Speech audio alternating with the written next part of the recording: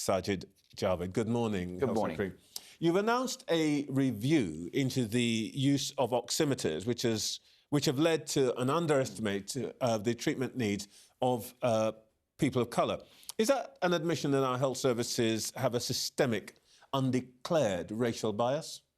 You know what? There may actually be a health services across the world, a systemic racial bias, I'm sad to say. And this came about because, there's lots of health disparities in our country. There are in many countries. But we saw that, I think, quite acutely during the COVID crisis. If you were from a BME background, you were a third of admissions were from BME background in ICU units at the height of the crisis. And that compares to, that's more than double the representation in the population. And I asked my team to look at this in some detail. I wanted to really understand what was going on.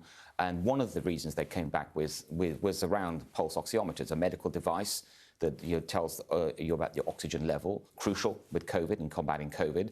And in many cases, it was giving false readings. And what really got me was that this was already known. There are research papers already on this, and no one did anything about it. Now, I'm not saying this was deliberate by anyone. I think it's a systemic issue, potentially, with medical devices, and it may go even further than that, with medical textbooks, for example. And so that's why I've announced today that this is something I think that we should do something about, not just here in the UK. I want to work with my colleagues across the world. I've already talked to my counterpart in the US, and he is as interested in this as I am, and see what we can do, because clearly something like this can never be acceptable. As you said, this is not just something we've discovered with COVID. This particular thing was known before. There's been lots of work which shows that medical trials, which I think you've mentioned, are frankly, the samples, which contain thousands of people, are often racially biased, with not enough people of colour in them. And of course, we've had a report from a group of MPs this week about the treatment of people with sickle cell anemia, who are almost exclusively black, and the deficiencies in that. Bluntly, can, frankly, people like you and me really trust that the NHS is going to treat us fairly?